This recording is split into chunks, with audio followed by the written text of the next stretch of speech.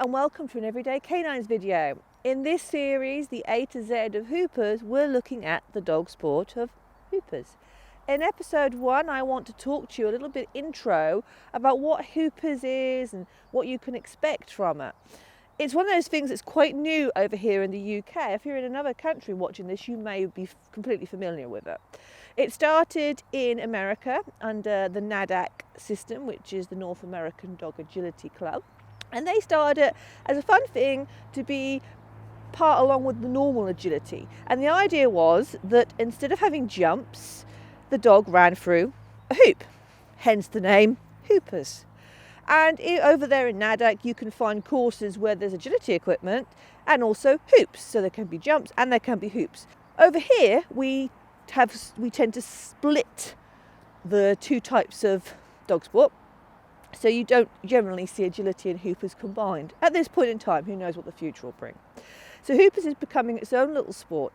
It's been around here 6 to 8 years, I suppose. And it started with Taming Canines, Hayley Lakes. And the point of Hoopers is it's a lovely asset to go alongside agility, but it's also a great sport for dogs that for any reason can't do agility or they're older. It's low impact because they're only running through hoops, and there's other things like barrels and things, but it's all about flowy lines, no difficult tight turns, no contact equipment. So the idea is it's really easy on a dog's joints, so it's excellent for dogs that might not be able to do other sorts of sports. It's also great for young dogs who are wanting to do something with a dog and learn. It's just a fun thing to have another dog sport, and I absolutely love it. I think it's a great asset to have to go alongside agility. And with Magpie, if you've watched my Pup to Pro series, you will see that certainly when she was little, I started doing Hoopers exercises with her because they were a great way of building foundations I could use in agility, but being incredibly low impact on a puppy's growing joints. So let's talk about what Hoopers is a bit more. Hello, lovely. So the primary obstacle in Hoopers is the hoop. And you can see it here. It's basically two uprights with a piece over the top.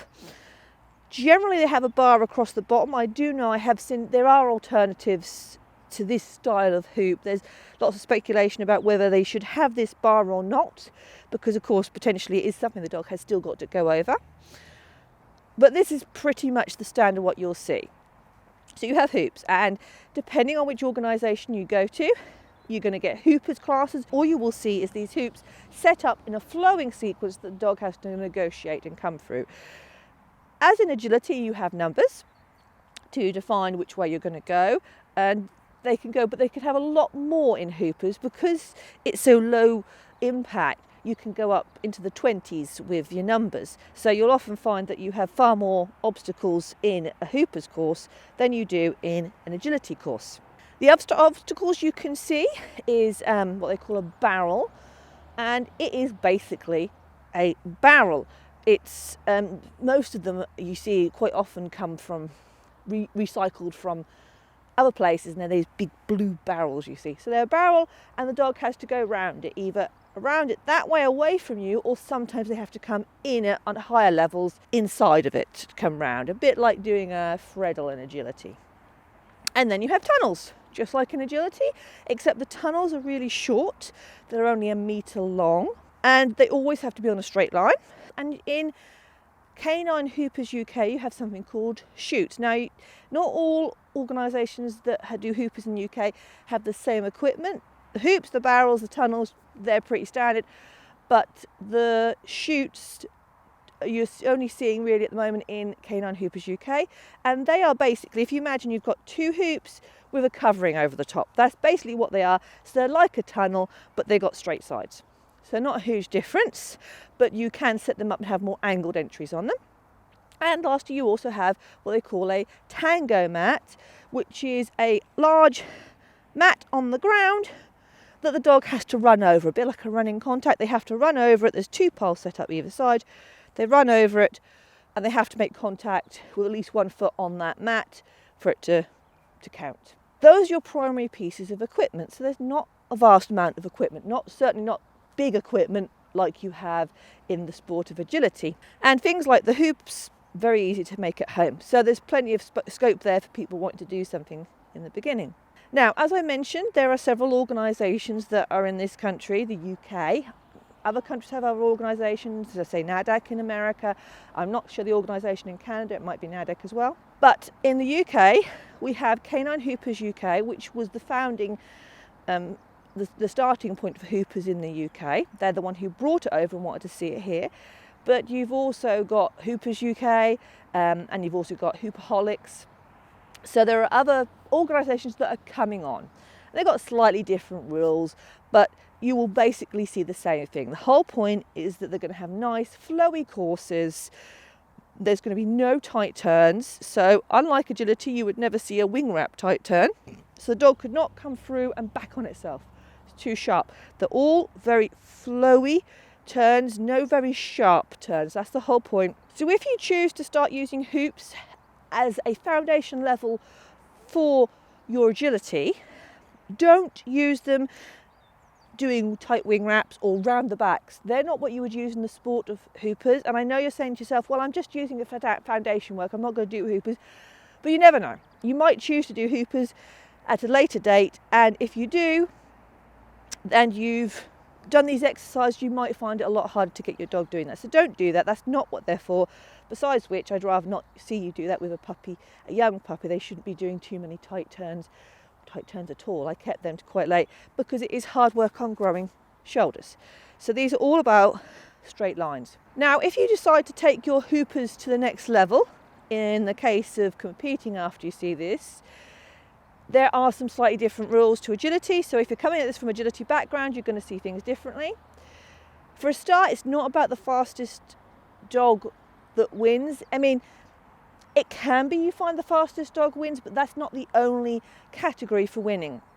For a start, you progress on your own merit through the various levels.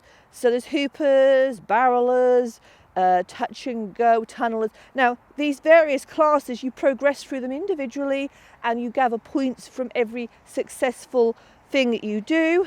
So for instance, on the weekend, my little dog Swift, she came third place in a hoopers course. So because she went round with no faults, she got 10 points for that. And also there's these things called challenge lines. This is in the Chuck system.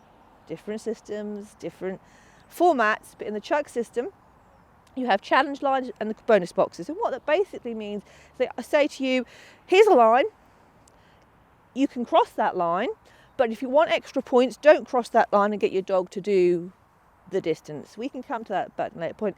And we did a distance line. We actually got the distance line, and we got extra points for that. Now, the dog that comes first in the class does get a few extra points. They get 5 extra points for coming first, but they don't get a huge. It's not quite the same. There isn't that same need to win out on a win. You don't, because you gather your points in your different levels and you go up on your own merit. So that, in that sense, you're not really competing against each other. You're just aiming to do your best. And also, the more challenged distance lines you can get, you could have your dog that was the slower dog, but if you got the best distance handling and you got better points, you would actually win. So the points doesn't necessarily mean, the winner doesn't have to be the fastest dog. So that's your basic foundations for hoopers. And in this series, we're going to be going through it more in detail, looking at how you train it, all the different things you might see, and hopefully at the end of it, you're going to have had lots of fun with your dog, and you might even consider competing. Hey, they would be cool, wouldn't it? Just one last thing. At this point in time, I am not affiliated with any organisation. I do this for my own enjoyment, just like my agility, and I do it because I think it's such an excellent sport, foundational. It's great for young dogs, old dogs, dogs that can't do agility, and dogs that do agility. I think it's brilliant. But as I say, I'm not affiliated with anyone at this point in time, just so you know. I hope you've enjoyed this Everyday Canines video, and remember, you can find us on YouTube, Facebook and Instagram, and I hope to see you all again very, very soon.